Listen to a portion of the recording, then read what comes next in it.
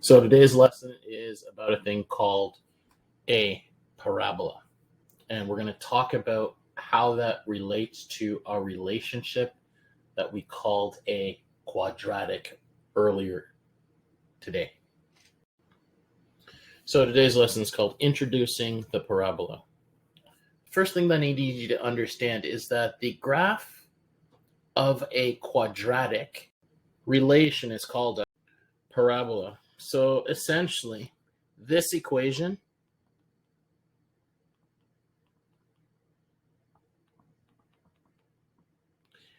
is a quadratic relation because there's an equality between the left and right side. But then the shape that we have on our graph is called the parabola. Now, we discussed key concepts of the parabola earlier today. And one of them was dealing with the x and the y axis. So here's our x-axis, here is our y-axis, and then what I'm going to do is I'm going to highlight the green, I'm going to highlight our x-axis, right? And one of the most important things that we need to understand is that these things here are known as roots. So these are the points that cross the x-axis, right? Sometimes we call those zeros as well.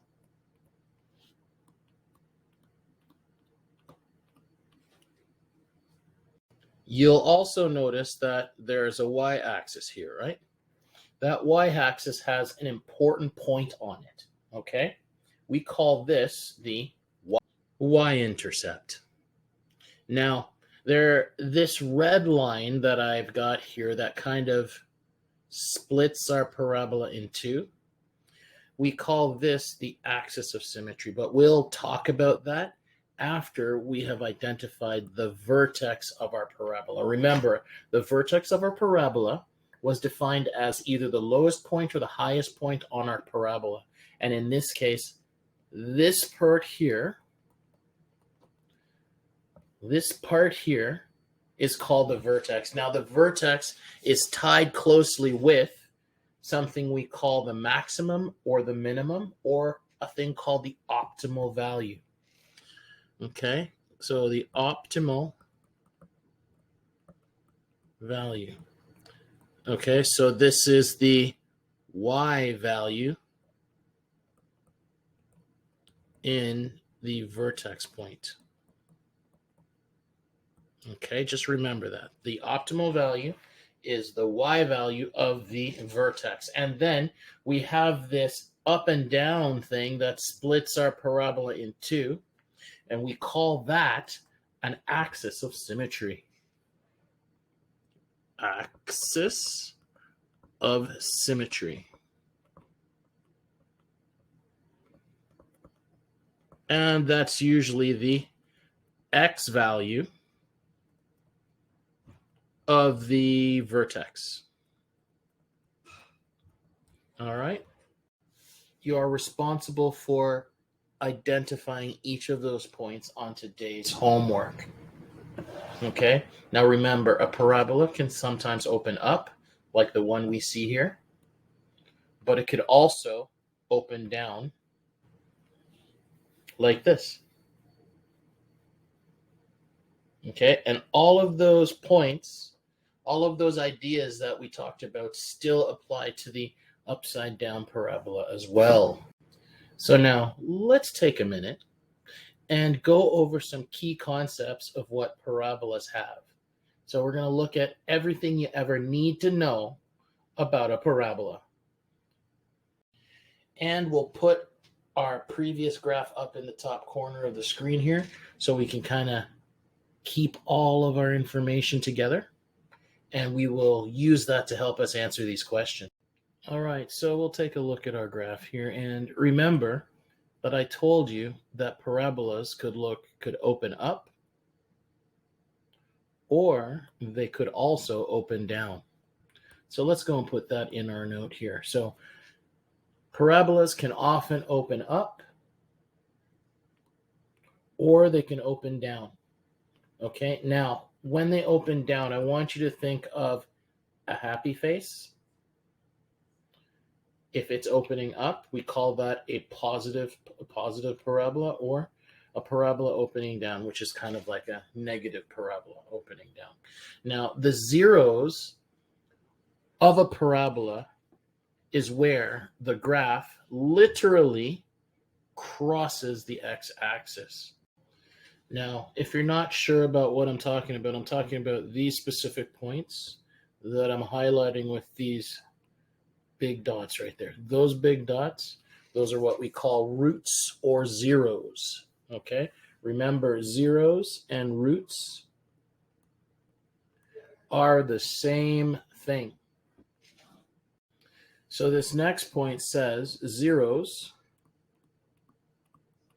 can also be called x-intercepts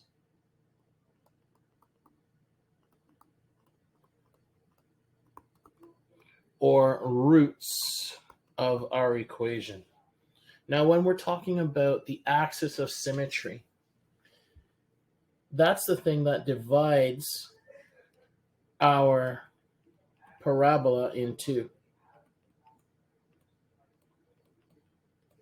Some of you would call this the mirror line. Try to remember that the mirror line is based on the vertex, the x value of the vertex. Now, let's answer some more questions about the vertex of a parabola. So the vertex is the point that either is here or here, the lowest point on our upward facing parabola or the highest point on our parabola opening down. And when you hear of the concept of a vertex of a parabola, it's basically the point where the axis of symmetry, let's call it the AOS, the axis of symmetry, and the parabola meet. It's the point where the parabola is at its maximum or its minimum. Okay? Now, let's continue. Now, let's talk about the maximum or minimum is also known as the optimal value.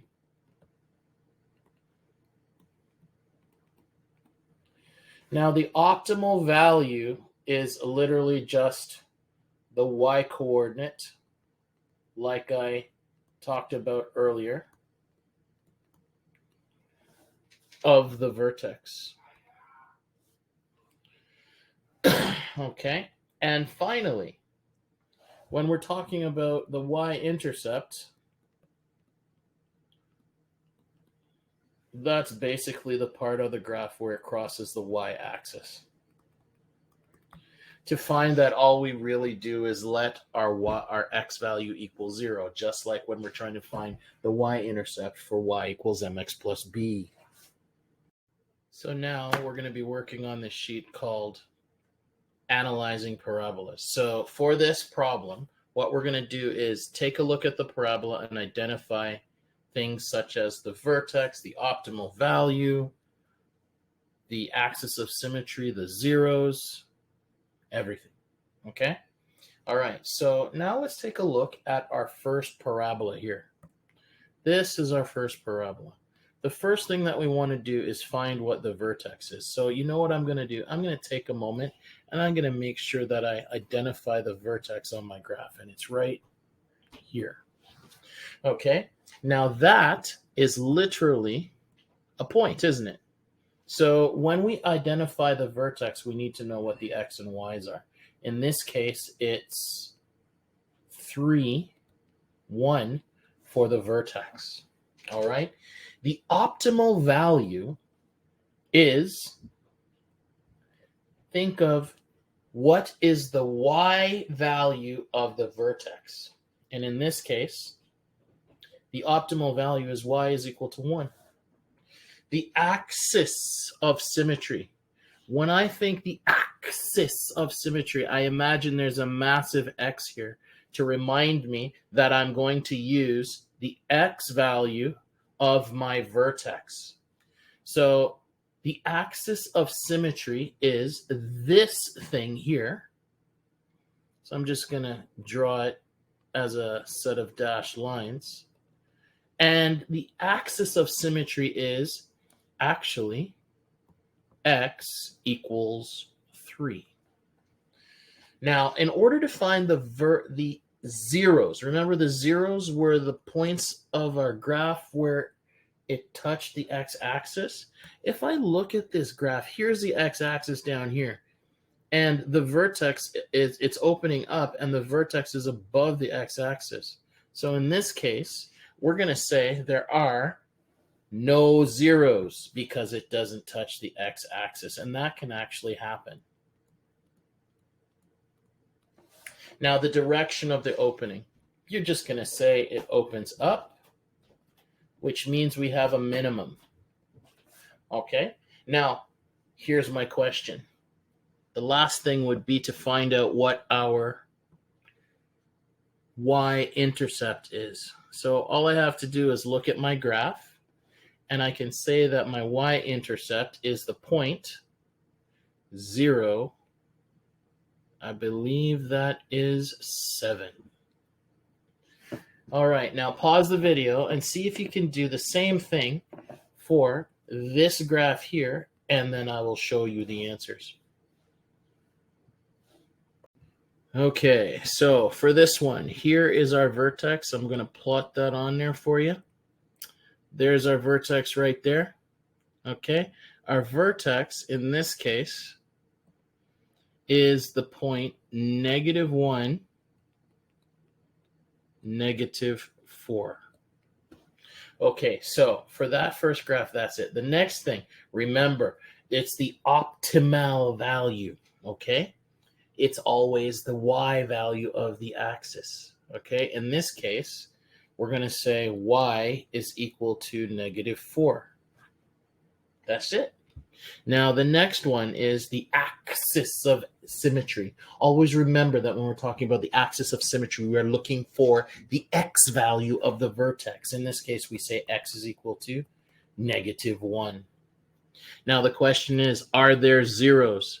I'm going to highlight those with a big green dot. 2 big green dots if they have any. Oh, look there. There's one. There's 2 green dots. So we have 2 zeros.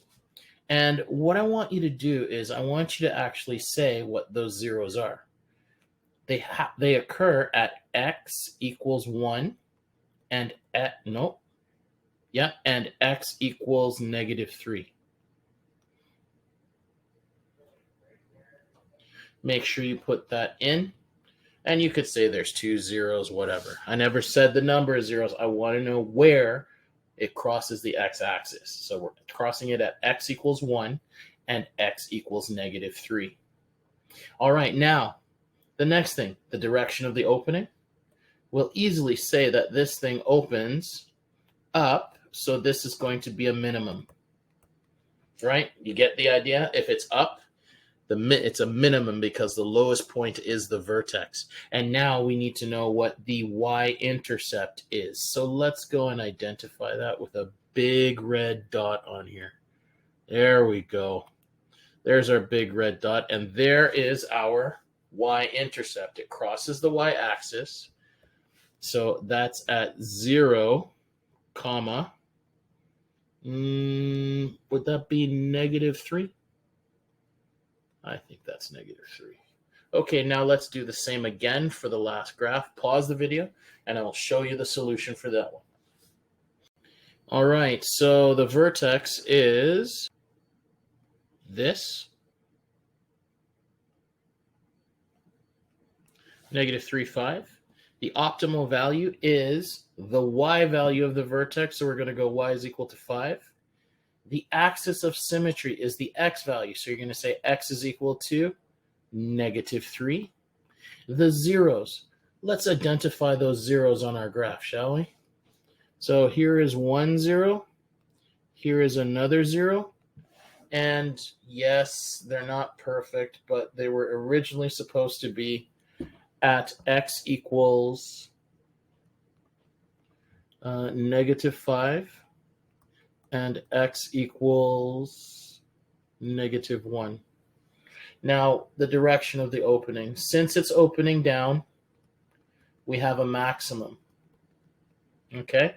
And the y-intercept is right here. And our y-intercept in this case is 0, 0, -4. Now, each of these could have been written as points as well. You could have written all of those as points. That's fine.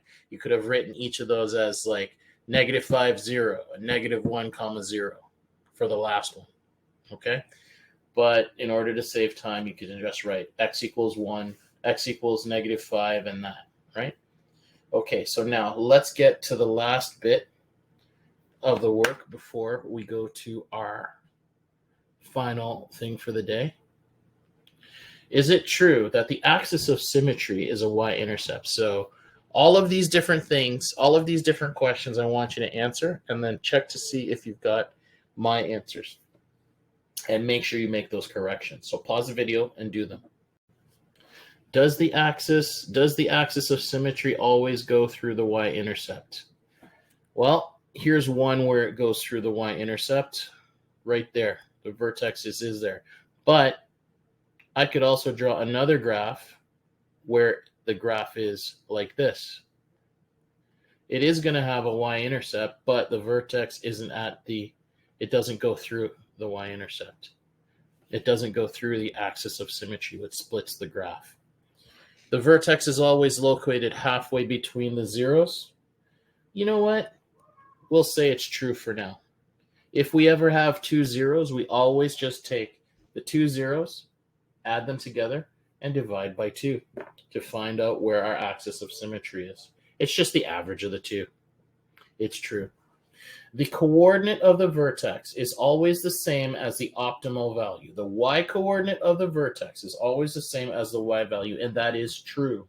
So this one was supposed to be a wildcard type question. So imagine if you have a parabola. Does it always have to have at least one y-intercept? And I'm going to tell you that is false.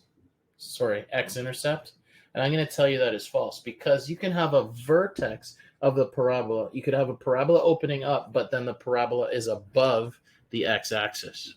So here's our parabola, and it's sitting above the x-axis. That's why it's false. Or I could have my parabola opening down, but it never touches the x-axis. Okay, so now the next one. The x-coordinate of the vertex is always the same as the axis of symmetry. Yes, that is true. The next one. A parabola always opens up. Is that true or false? Well, we know that's false because they can open up or they can open down. Now, the y value is always positive. False. And your example of something like that are these graphs, that the middle graph in the center and the last graph at the end.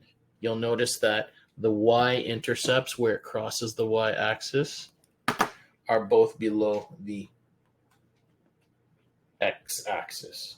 All right, so your homework is posted online. Please get to it. Thank you.